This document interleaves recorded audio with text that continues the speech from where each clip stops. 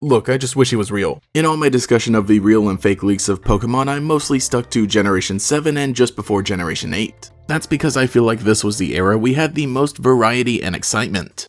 During Sword and Shield, most leaks and rumors were a bunch of text, most notably the one with a picture of Ben Affleck attached. But at the beginning of Generation 8, we got probably one of the best we've ever seen. February 28th, 2019, we got the announcement of a brand new Pokemon game for the Nintendo Switch, Sword and Shield. While there was a cinematic showing off the starter Pokemon in more detail, the most interesting part of the trailer was the actual gameplay footage that showed us the graphical style these games would be bringing. In the aftermath of this trailer, along with the expected excitement and inevitable disappointment, came a slew of those aforementioned forum posts and rumors. Coming off of Generation 7, which had several of these that turned out to be true, it's likely that random anonymous people just wanted to get some attention. It all just blended together and things started to get boring. A little over a week after the trailer on March 8th, this video emerged online, seemingly showing a brand new bug Pokemon hovering up and down in its idle animation during a battle, and the internet lit up on fire. Oh, this had to be real, it looked so convincing. The background of this battle even matched the cave environments that we saw in one of the clips during the trailer. There was also the fact that it was stated to be a bug and dragon dual type, which is something people have been wanting for a while, so maybe that made them want to believe it a little more. Overall, I think this leak did a lot of things right.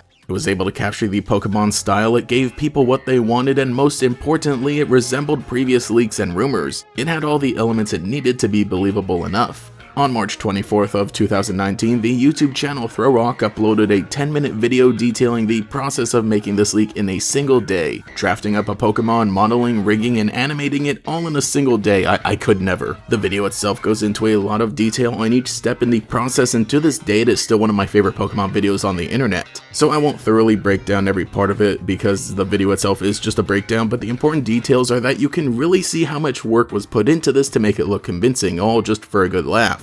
And you know, to flex those creative muscles. But now that we have the actual games of Pokemon Sword and Shield in our grubby hands, we can see that the battlefield inside the Galar Mines looks a lot different. This is why the timeliness of their fake leak was so important. The first trailer showed off very little of the in-game battles, and there was none inside of the mines, specifically. Also, the added filters of recording a Nintendo Switch with a cell phone helped to hide any small imperfections. Doing that can make almost anything look convincing enough. ThrowRock did also later flesh out an entire evolution line for the Bug Dragon Pokemon, and I just love that the artists who create these popular Fakemon are able to continue developing them like this. There's another whole video on that process on the same channel. However, they've been pretty inactive since then, which is a little sad, but the impact of their work was still extremely significant in the Pokemon community.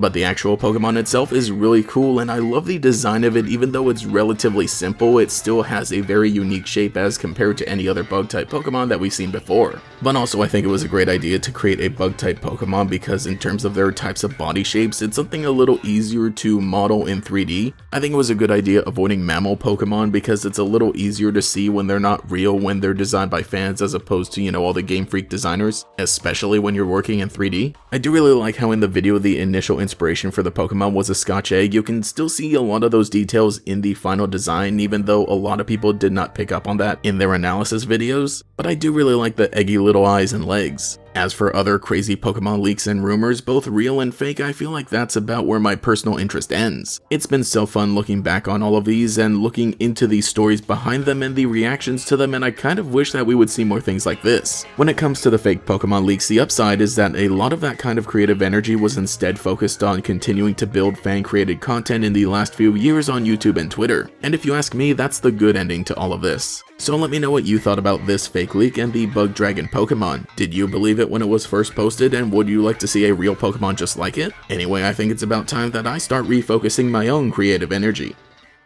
Thank you to every channel member for your continued support, especially the great Gators, Brandon Mork, Cheeseburger Lasers, Green Topaz 213, Justin R, Cosmo Zero, Meme Supreme, Michaela, Mochizuki Yoru, Nomad Nobi, Quago, Taijirai, Volity, and Pastel Blood. If you would like to support, get your name shouted out here as well as access to emotes for comments, live streams, and sometimes early videos, you can become a channel member today. You can also follow me on Twitter as well for more memes. Anyway, this has been GatorX, I'll catch you all later.